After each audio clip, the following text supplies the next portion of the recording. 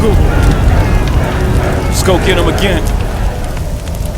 Welcome back to another episode of Samplin Samples. Today we are delving into the brand of Gucci and part of the Alchemist Garden series, their Privé line, which I think this is my first time speaking about this line on the channel. This one called Vanilla Firenze. One of their newer releases from they've been building this line. I believe they already have like 4 or 5 that they just released in 2025 for this Alchemist Garden series. So they're really building their Privé line and building it in numbers, honestly. And I do have one on top of my head here, as you can see. I blind bought. What did I blind buy? The Voice of the Snake. Don't tell me in the comments what it is, if it's good or not. No, you can go right ahead if you want. It was a blind buy for me. Still up there. It's been there for a few years now since you've seen it. It hasn't budged yet. I'm still delving into unboxing stuff from the purgatory. But I'm picking once in a while out of these to get some of these boxes on top here, out of here. So Vanilla Firenze. Well, FYI, Gucci sent 4 bottles, 4 Alchemist Garden PR bottles to a lot of influencers. So they had a package of 4 of these. They sent them out early this year, which this one was included. So it got press that maybe it shouldn't have gotten, right? These good old PR boxes. Our girl Demi got it. Cuba No got it. And, you know, they do the original fluff, like, right? They have the same, you know, maybe not the same kind of experience as I do, but they have the experience. They have good enough experience in this game that they wouldn't compare this to another brand and go, oh, the other brand's better. No, it's always very positive when they get PR. So it's funny how Gucci's private line gets 0 press before the press releases are out. You know, the PR releases are sent out from these people, and now they get the press release, and it's all love. This Gucci line is amazing. These aren't cheap. They're around $350 to $400 USD each.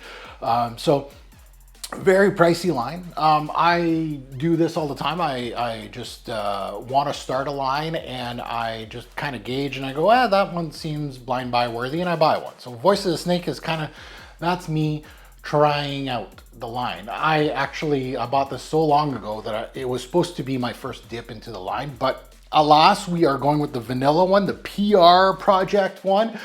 Now, if you're new here, welcome to the Roseway channel. I'm your host, Mark. Hit that subscribe button, smash that like button, right? I bought this with my own money, this little sample. I didn't get the PR from Gucci with the 4 bottles and giving them praise. I do like Gucci stuff. They're really hit and miss, right? Their signature line and the men's line, a lot of misses lately than hits. I'm a big fan of, you know, Gucci Envy, Gucci Pudum 1 and 2, like the Tom Ford era kind of Gucci, but they've hit some, like Gucci Guilty Absolute, which is absolutely amazing. So their Privé line, I'm halfway assuming Gucci, I kind of put them in this Armani kind of zone, that I think their Privé line could do some damage, because Armani's Privé line is actually kind of good, like unspokenly good. So we'll see what Gucci's line can do here with the vanilla. So let's go under the hood. Let's take a look at some stats on this one. I'm excited about this one. I'm a big vanilla guy. So let's see, a release date, late 2024. Some websites will list it as a 2025 release, but I think it was like late 2024. Knows Alex Lee and Veronique Nyberg. Alex Lee, I know his resume. Excellent resume. Veronique, not so much. Now, let's take a look at the notes and let's see what we got in this one. Up top, we have black pepper, carrot seed, and cardamom. So, interesting, spicy start here. Black pepper, carrot seed, and cardamom. Carrot seed, right? We'll see where that goes. Carrot seed and iris are in here, so they do intermingle, we'll say. Now, in the middle, we have myrrh, benzoin, and iris butter. Now, I know as much as you do. When you're looking at a note breakdown, it's always marketing press. So sometimes they go, you know, they go like cardamom from Guatemala or whatever, and they try to make it seem like a premium note, we'll say. So I know better. But I do like that there's resins in here, myrrh, benzoin, You know, those are interesting pieces. And in the back end, in the base, all we got is all Lonely by itself is the vanilla, which of course this is named after. So we would assume that there's going to be lots of vanilla in here. So the big notes to my nose, lo and behold, vanilla. It's a vanillic fragrance. So we are going to, there is actually some pretty good big notes in here. Myrrh is another one, and benzoin. So the resins and the vanilla, and again, some of these resins can give out vanillic tendencies, benzoin, right? So it could be a part of that piece. So let's delve into this. Let's smell this one. This sample was a little bigger. It's still a dabber, but a little bigger than what I'm used to. I think it was a 3 or 4 mil, but without an atomizer, you save money without an atomizer, actually, a lot of money. And a lot of my decants like this come from the US. So let's do the last dab here and kind of remind me of this introduction. And we're gonna launch this thing, get it out of my face. Oh, I went under the door, extra 2 points. So the introduction of Vanilla Firenze, right off the bat, this thing goes off warm and comforting. You know, you're getting a very solid vanilla note. There's some benzoin in here, which is a primary. It almost has like this brown syrupy cola vibe, right? And cardamom in here. Those are their strongest 3 off the bat. The myrrh shows up as well, giving a soft, smoky quality. This fragrance runs smooth on my skin. And when I was testing it, that was the one thing that I noted. I was like, okay, it's very, it's a, can I say a fluff piece? Kind of like, you know, it's going in this Angel Share, Grand Soir, Naxo kind of category, fluff piece, right? Where you got some really daring notes and you're kind of like, okay, you may see something different here, something interesting. No, this is, you know, high-end niche, but it's not niche. It's very mass appealing. There you go. There's the word. So it runs smooth. And that could be attributed to the iris butter, give or take, with the vanilla. It really has that quality to it. It kind of reminds me a little bit of a Givenchy Gentleman series where, and I think like a Privé or something like that. It has like some interesting pieces to it, but it's not iris heavy like that one, but it has that smoothness that those, like a high-end designer release. This is what this smells like, not a $400 fragrance, in my personal opinion. How many Angel Share, Naxos, Grand Soir, easy to wear, very pleasant, vanilla, ambery kind of things that we really need in this fragrance game. So that's where this is going. Redundancy, yes. If you own several little, you know, vanillic baby cats and things like that, there's some redundancy here. Now the benzoin does give off its cinnamon spice quality up top, which, you know, it's more to the background of this fragrance, but also I noticed an almond-like quality, which usually it does not show in fragrances. Usually benzoin doesn't do that, but in here it really does. I felt it. Benzoin also gives out a caramellic hue to scents, and that is prominent here. It smells like kind of cola. Myrrh can do that as well, too. So I can attribute it to either note, but it does have that kind of vibe, which is, it's nice, it's pleasing. I do like that kind of genre.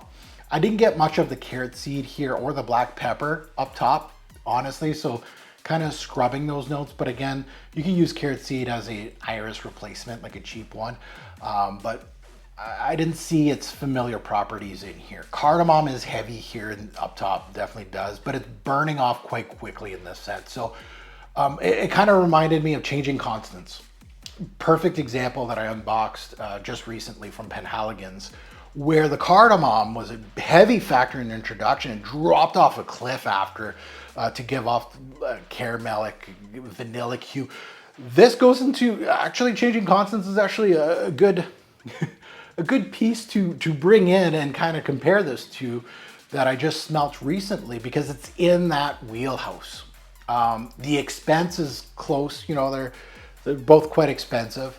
I'm pretty sure this one's going to last a lot longer, and we're going to get into that than the Changing Constants. But I'm not saying they're in the same ballpark as far as scent profile, because that one's more of a caramellic hue. This has, you know, that cola vibe more than a syrupy caramel, right? That benzoin can do, but myrrh can do more of a cola vibe, and this is more where that's in. And of course, the benzoin giving out its cinnamon spice. You're getting a little bit of that spicy facet, which is nice. The spicy facet of the cardamom, the myrrh, the benzoin are all soft and they're well-rounded. That was one thing that I noted in my, when I do these sampling samples, I always note that, and every single time I wore this thing. I wear them and my notes are kind of like, it's a different wearing every time. Like it's almost like I'm reviewing a different scent every wearing. And then I just put them all together. And if I wrote smooth one day and smooth the next day and smooth the next, she's smooth. She's well done. And with my sampling samples, that's why I write notes, is because I'm sampling like 3-4 things at a time, right? I'm not just going 3 days of wearing this back to back to back.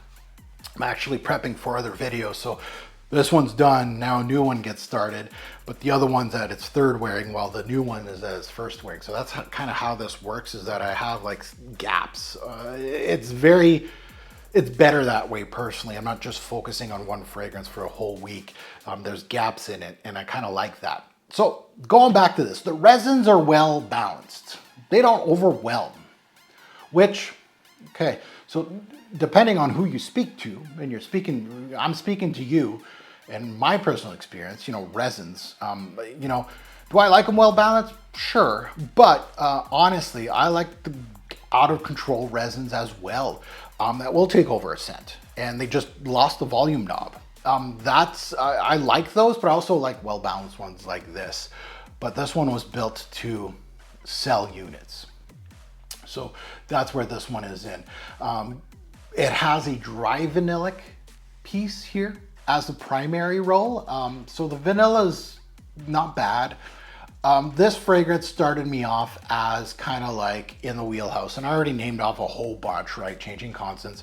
I'm not saying they smell alike, but in the same wheelhouse of this person's going to be buying this because it's mass appealing and it has vanilla as a major component.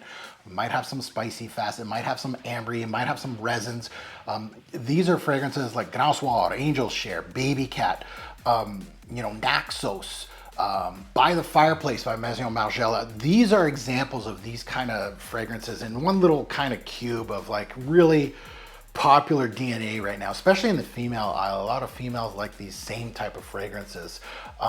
And I'm not saying these are bad fragrances. Angel Share got really good review from me. Gransoir got a really good fragrance review from me. Naxos,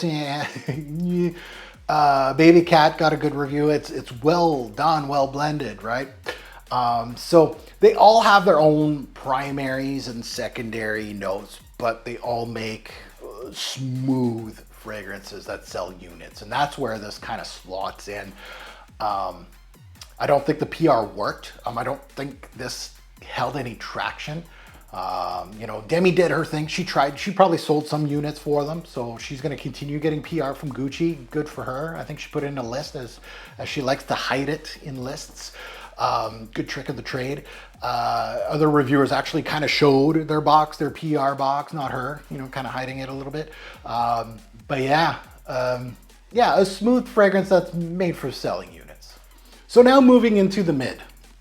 Now in the mid, the trifecta changes a bit here. So we got the myrrh is going to be in your primaries. Your benzoin is going to be in your primaries. And they do take, of course, bigger roles here with the vanilla. So the vanilla stays as a primary. Cardamom kind of was swept away. So that's going to be your trifecta for most of the scent profile from top to bottom. They're always there, but I think the loss of the cardamom, you're going to get some iris in here, or we're going to talk about that, but those are your primaries here from top to the bottom. The one note that snuck up on me, and it snuck up on me a bit in my wearings, was the iris, which is in here. Giving its familiar creamy touches here, slightly powdery, yes, but not a huge factor in powderiness. But what it does, it classes up this thing a bit. And it felt like it turned down all the other notes to keep it from getting out of control. So, the balance was well in the introduction, but it felt like once you start losing pieces, you never know, right? What's going to take over? And again, these three that benzoin, myrrh, and the vanilla are definitely primaries, but the iris kind of is the glue of this thing.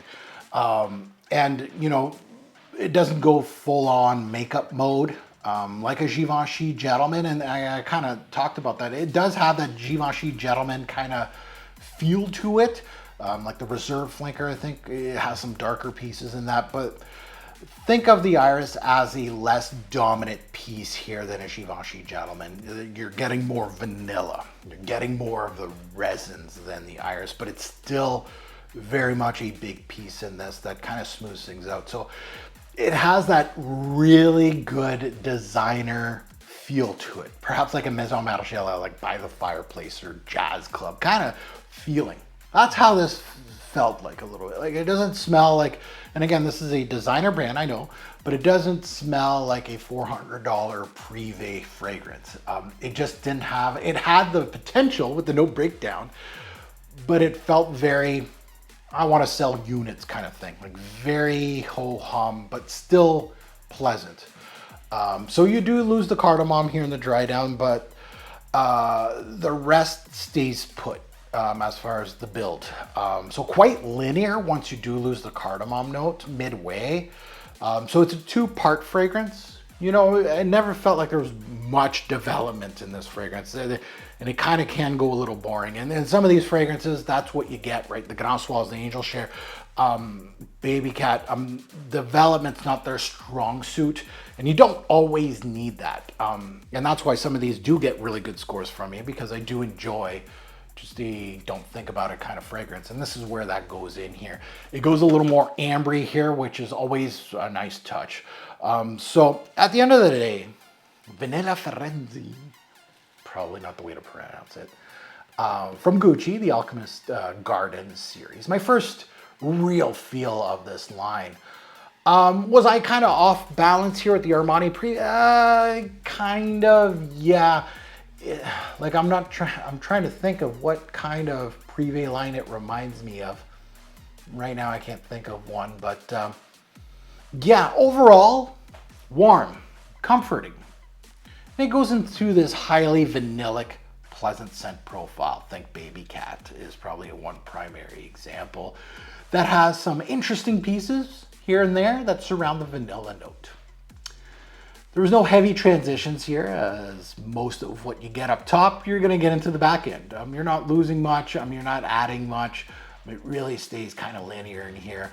It's a very mainstream recipe. There's nothing new to the game, honestly, but very pleasant. I do have to give it its flowers in regards to, it's not going to win some unique points with me, but it is going to be highly wearable points. Yeah, but if you're in this game for as long as like a Demi Rawling, this ain't new to you. You'd be like, oh, like get changing constants. You don't have to buy this brand new product that I got in PR for $400 when you could probably get something that's older that does the same thing. That'll probably be at a discounter because it's much older for less. That's where I'm at, right? A real fragrance reviewer. Now let's get into seasons, day, night, versatility, performance, all that good stuff. Let's get into seasons. This has fall, fall, fall, fall written all over it. These kind of scent profiles, and all the ones that I mentioned are all fall kind of fragrances, right? That's where they work. It'll tippy-toe a little bit into winter.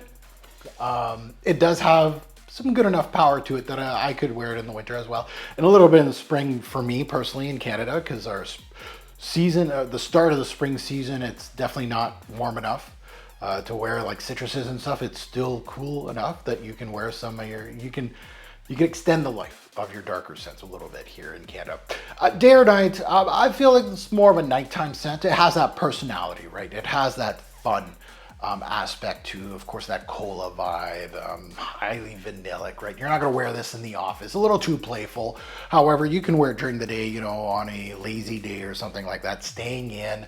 I can see those things, but it's more of a nighttime scent profile, this one. So now looking at the versatility of this thing, fairly average, highly unisex, by the way. And again, like what I've named off, like Angel Share, Baby Cat, all these fragrances, super unisex. So this is the same thing.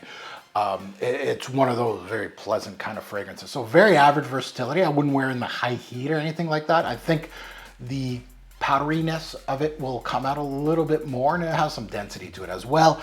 Performance, and this is where, you know, like me comparing it to Changing Constants, not as scent profile, but in the same, you know, DNA of the same type of people would be buying this, that they would be buying Changing Constants of Penhaligon's and Grand Soir and Baby Cat and all that. Performance, it does well against the competition, right? Longevity, you're looking at 7 to 9 hours, which is perfectly fine. My V that I talk about as far as longevity goes, I'm looking for 7 to 9 hours on any given wearing on fragrances.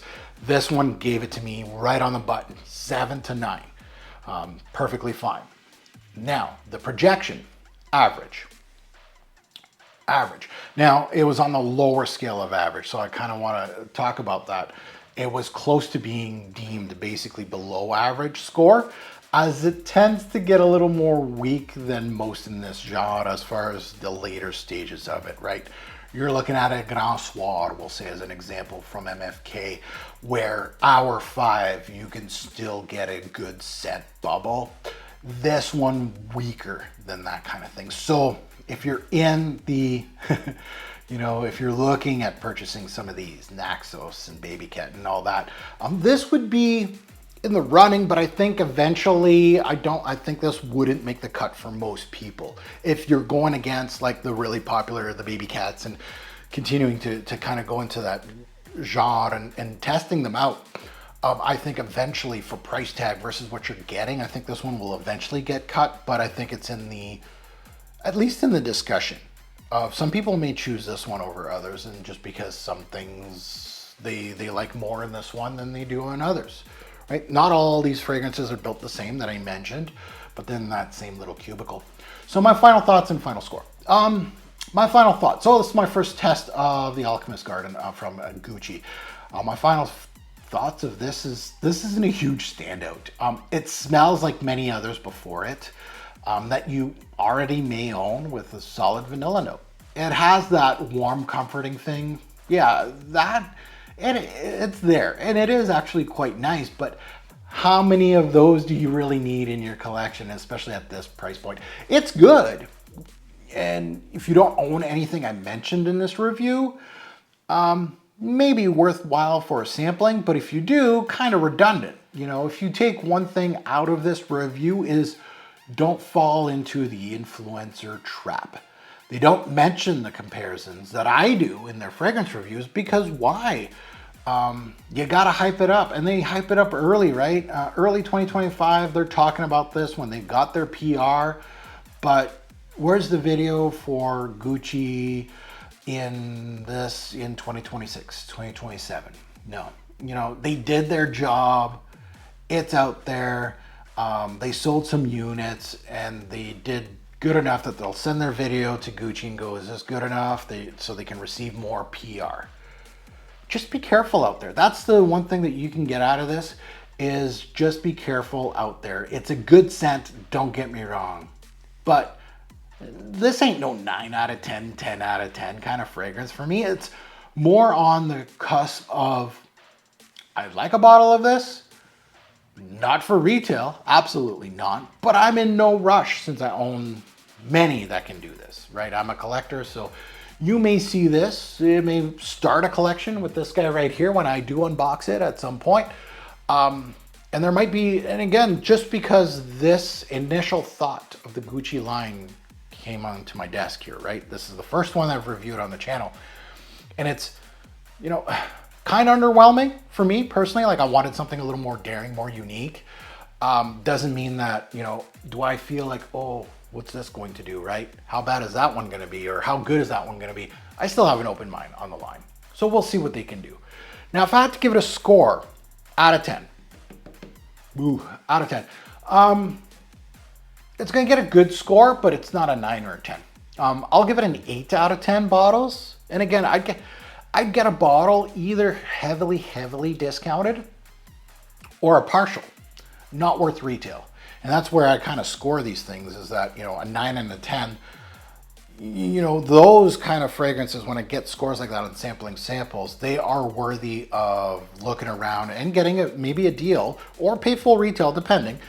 And those are the ones I'm searching out for. This is kind of like a throw-in, right? If somebody's selling something that I really want and they have a bottle of this and it's like a partial, they got a half bottle, right? I don't need a full bottle of it. And they're selling it for, let's say 150, 170 or something like that. I may throw it in. I'll be like, you know what? I kind of like that one and I'll wear it from time to time. That's where this one is. But, you know, this whole review is about you and being informed that this is in the same realm of a lot of other fragrances. So nothing new to the game. And honestly, as far as the vanilla goes, a lot of these are heavily vanillic and they have vanilla in the name, right? But the vanilla isn't really the star of the show. I think the resins were more interesting than the vanilla in here. Even the iris had, you know, even though it didn't really fully bloom, like a Givenchy Gentleman has a better iris as far as blooming goes, and that means three-dimensional. It has a lot of different facets. This one really was contained. I still felt like that had more of an impact to me than the vanilla. The vanilla is just okay. It's a good one. Now, that's heard my take. I'd love to see yours in the comments below. Good, bad, and the ugly, right? You can love this thing. You can hate it. You can pan it. You can be right in the middle. It doesn't matter to me. I'm just here to inform. I can't wait to see those comments below. And since I am newish to this line, I always emphasize if you're new to the channel or old to the channel and you want to see more of this line, recommend me some, right? You already know that I have this one. I don't think I have any other samples of this Gucci Alchemist Garden line. I don't think so. And this is the only one I have left, is the Voice of the Snake.